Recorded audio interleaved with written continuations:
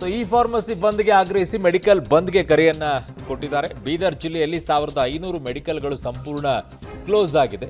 ಜಿಲ್ಲಾ ಔಷಧಿ ಸಂಘದಿಂದ ಮೆಡಿಕಲ್ಗಳಿಗೆ ಈಗ ಕರಪತ್ರ ಹಂಚಿಕೆಯನ್ನ ಮಾಡ್ತಾ ಇದ್ದಾರೆ. ನಾಳೆ ಬೆಳಗ್ಗೆ 10ಕ್ಕೆ ನಗರದಲ್ಲಿ ಬೃಹತ್ ರ್ಯಾಲಿ ಮೂಲಕ ಪ್ರತಿಭಟನೆಯನ್ನ ಮಾಡಕ್ಕೆ ಮುಂದಾಗಿರೋದು. ನಾಳೆ ಜನರಿಗೆ ಸಮಸ್ಯೆ ಆದರೆ ನಾವು ಕ್ಷಮೆ ಕೇಳುತ್ತೀವಿ ಅಂತ ಹೇಳ್ತಾ ಇದ್ದಾರೆ. ಡಾಕ್ಟರ್ ಚೀಟಿ ಇಲ್ಲದೆ ಔಷಧಿಯನ್ನ ನೀಡುತ್ತಾ ಇದ್ದಾರೆ. ಇದು ಯುವಕರು ದಾರಿ ತಪ್ಪಲು ಸಾಕ್ಷಿಯಾಗಿದೆ ಅಂತ ಆಕ್ರೋಶವನ್ನ ವ್ಯಕ್ತಪಡಿಸ್ತಾ ಇದ್ದಾರೆ. ಅದಕ್ಕೆ ಬ್ರೇಕ್ ಹಾಕಿ ಡಾಕ್ಟರ್ ಚೀಟಿ ಇಲ್ಲದೇನೆ ಯಾರು ಔಷಧಿಗಳನ್ನು ಕೂಡ ಆನ್ಲೈನಲ್ಲೂ ಕೊಡೋ ಹಾಗಿಲ್ಲ, ಅಪ್ಲೋಡ್ ಮಾಡಬೇಕು ಅಂತ ಹೇಳಿ ಅದನ್ನು ಕೇಳ್ಕೊಳ್ಳಿ. ಬಟ್ ನಮಗೆ ಲಾಭ ಆಗ್ತಿಲ್ಲ, ಅಲ್ಲಿ ಜಾಸ್ತಿ ಡಿಸ್ಕೌಂಟ್ ಕೊಡ್ತಾ ಇದ್ದಾರೆ, ನಾವು 16-17% ಅಷ್ಟೇ ನಮಗೆ ಸಿಗುತ್ತೆ, ಅವ್ರು ನೋಡಿದರೆ 30% ಕೊಡ್ತಾ ಇದ್ದಾರೆ. ನೋ, ಹೆಂಗಾಗುತ್ತೆ ಅದು?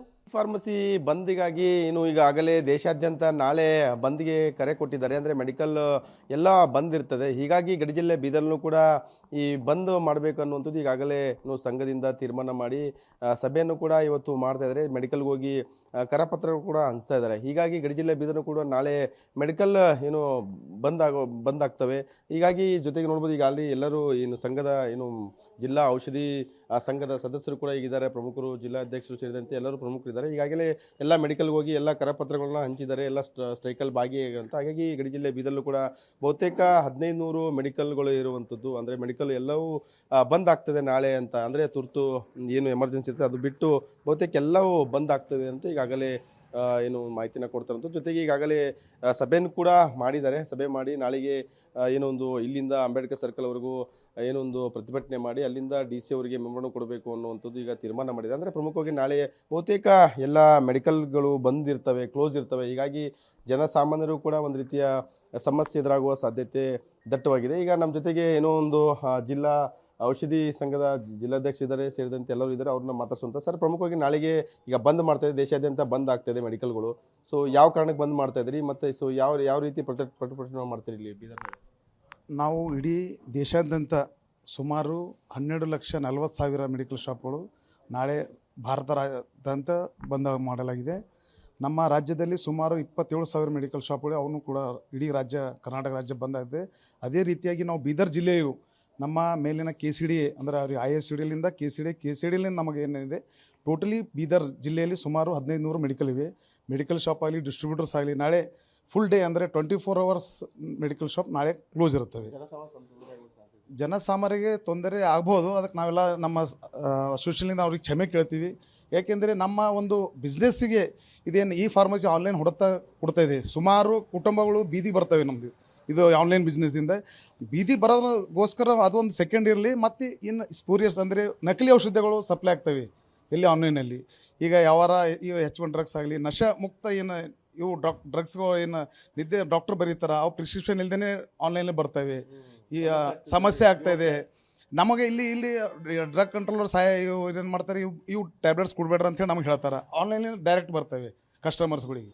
ಆ ರೀತಿ ಅಂತ ಒಂದು ಒಳ್ಳೆಯ ವಾತಾವರಣ ಸಮಾಜದಲ್ಲಿ ನಿರ್ಮಾಣ ಆಗಬೇಕಾದ್ರೆ ಈ ಒಂದು ಆನ್ಲೈನ್ ಏನು ಬಿಸ್ನೆಸ್ ಇದೆ ಟೋಟಲಿ ಇದು ಔಷಧಿ ಆನ್ಲೈನ್ ಏನಾಗ್ತಿದೆ ಟೋಟಲಿ ಭಾರತ ಸರ್ಕಾರ ಇದಕ್ಕೆ ಬಂದ್ ಮಾಡಬೇಕಂತೇಳಿ ನಮ್ಮದು ಒಂದು ಬೇಡಿಕೆ ಇದೆ. ನಾಳೆ ಟೋಟಲ್ ಬಂದಿರುತ್ತೆ. ಇಡೀ ಭಾರತ ದೇಶದಾದ್ಯಂತ 12,40,000 ಕೆಮಿಸ್ಟ್ಗಳು, ಕರ್ನಾಟಕ ರಾಜ್ಯದಲ್ಲಿ 27,000, ಬೀದರಲ್ಲಿ 1700 ಕೆಮಿಸ್ಟ್ರಿ ಪೂರ ಸಂಪೂರ್ಣ ಬಂದಿರುತ್ತೆ. ಕರಪತ್ರ ಎಲ್ಲ ಕಡೆ ಕೊಟ್ಟಿದ್ದೀವಿ. ಎಲ್ಲ ರೆಸ್ಪಾನ್ಸ್ ಚೆನ್ನಾಗಿ ಕೊಟ್ಟಿದ್ದಾರೆ ಎಲ್ಲರಿಗೆ. ಯಾಕಂದ್ರೆ ತೊಂದರೆ ದಿನ ಅನುಭವಿಸ್ತಾ ಇದ್ದಾರೆ. ಇದೊಂದು ನಿರ್ಮೂಲನೆ ಆಗಬೇಕಂತೇಳಿ ಎಲ್ಲರದ್ದು ಒಂದು ಆಸೆ ಇದೆ. ಈ ಆಸೆಯನ್ನು ಈಡೇರುತ್ತೆ ಅಂತೇಳಿ ನಮಗೆ ನಂಬಿಕೆ ಇದೆ. ಮತ್ತು ನಮಗೆ ಒಂದು ಹೇಳೋ ಬಯಸಿದೆ ಏನಂದರೆ, ಮತ್ತು ಕೆಲವು ಹಾನಿಕರವಾದ ಔಷಧಿಗಳು ನವಜಸ್ಟ್ ಕಿಟ್ ಇರ್ಬೋದು ಅಥವಾ ಕೋಡಿನ್ ಫಾಸ್ಫೇಟ್ ಇರ್ಬೋದು, ಇಂಥ ಡ್ರಗ್ಸ್ ಎಲ್ಲ ಆನ್ಲೈನಲ್ಲಿ ಈಸಿಯಾಗಿ ಸಿಗುತ್ತವೆ. ಅದೇ ಈಗ ನೀವು ಬೀದರ್ ಎಲ್ಲಿ ಹೋಗಿ ಮೆಡಿಕಲ್ ಅಂಗಡಿಯಲ್ಲಿ ಕೇಳಿ, ಈ ಥರ ಯಾವುದೇ ಡ್ರಗ್ಸ್ ಸಿಗೋದಿಲ್ಲ, ಕೊಡೋದಿಲ್ಲ ವಿತೌಟ್ ಪ್ರಿಸ್ಕ್ರಿಪ್ಷನ್. ಬಟ್ ಜೀವ ಕಂಟಕ ಆಗುತ್ತೆ. ಯೂತ್ರಿಗೆ ದಾರಿ ಬಿಡ್ತಾ ಇದ್ದಾರೆ. ಯೂತ್ರಿಗೆ ದಾರಿ ಬಿಡುವಂಥದ್ದು ಇಂಥ ಒಂದು ವ್ಯವಸ್ಥೆಗೆ ಕೋವಿಡ್ನಲ್ಲಿ ಆನ್ಲೈನ್ಗೆ ಕೊಡಬೇಕಂತ ಅವಾಗ ಒಂದು ಅನುಕೂಲ ಮಾಡಿ ಕೊಟ್ಟಿದ್ದು ಗೌರ್ಮೆಂಟ್ ಒಂದು ಆರ್ಡರ್ ಕೊಟ್ಟಿದ್ದು, ಗೆಜೆಟ್ ಆರ್ಡರ್. ಆ ಆರ್ಡರನ್ನು ವಿಡ್ರಾ ಮಾಡೋಕ್ಕಂತ ನಾವು ಹೋರಾಟ ಮಾಡ್ತಾ ಇದ್ದೀವಿ. ಯಾಕಂದರೆ ಆವಾಗ ಕೋವಿಡ್ನಲ್ಲಿ ಒಂದು ಸಂಕಷ್ಟ ಇತ್ತು, ಆ ಟೈಮ್ ಕೊಟ್ಟಿರ್ಬೋದು. ಆದರೆ ಇವಾಗ ಅದು ವಿಡ್ರಾ ಮಾಡಿ ಮತ್ತು ಯೂನಿಫಾರ್ಮ್ ಪಾಲಿಸಿ ಕೊಡಿ, ಯೂನಿಫಾರ್ಮ್ ರೇಟ್ ಕೊಡಿ. ಇವತ್ತು ನೋಡಿ, ನೀವು ಕೆಲವು ಫಾರ್ಮಸಿಗಳಲ್ಲಿ ಡಿಸ್ಕೌಂಟ್ ಕೊಡ್ತಾರೆ, ಆನ್ಲೈನ್ ಅಲ್ಲಿ ಸಿಕ್ಕಾಪಟ್ಟೆ ರೇಟ್ ಕಡಿಮೆ ಕೊಡ್ತಾರೆ. ಅದೇ ನಮಗೆ ಸಿಗೋದಿಲ್ಲ. ಯಾಕೆ ಸಿಗೋದಿಲ್ಲ? ದೇಶದಿಂದ ಒಂದೇ ರೇಟ್ ಇರಬೇಕು, ಎಲ್ಲರಿಗೆ ಒಂದೇ ನಾಗರಿಕರಿಗೆ ಒಂದು ನೇಷನ್ ಒಂದು ಲಾ ಮಾಡಬೇಕಂತ ಇದ್ದಿರಲ್ಲ, ಆ ಥರ ಒಂದೇ ಪ್ರೈಸ್ ಸಿಗಬೇಕು. ಕಸ್ಟಮರ್ ಎಲ್ಲೇ ಹೋಗಲಿ ಅವನಿಗೆ ಒಂದೇ ರೀತಿಯ ಬೆಲೆ ಸಿಗಬೇಕು. ಏನಾಗುತ್ತೆ, ಮಾರ್ಕೆಟ್ನಲ್ಲಿ ಅಂಗಡಿಯಲ್ಲಿ ರೇಟ್ ವ್ಯತ್ಯಾಸ ಆದಾಗ ಜನಗಳಿಗೆ ನಂಬಿಕೆ ಹೋಗ್ಬಿಡುತ್ತೆ. ಆ ನಂಬಿಕೆ ಇರಬೇಕಾದ್ರೆ ಸೊ ಈ ಥರ ಯೂನಿಫಾರ್ಮ್ ರೇಟ್ ಇರಬೇಕು ಮತ್ತು ಸ್ಪೋರಿಟರ್ಸ್ ಕಂಟ್ರೋಲ್ ಆಗಬೇಕು, ಆನ್ಲೈನ್ ಬಂದ್ ಆಗಬೇಕು ಅಂತ ನಮ್ಮ ಬೇಡಿಕೆ ಇದೆ.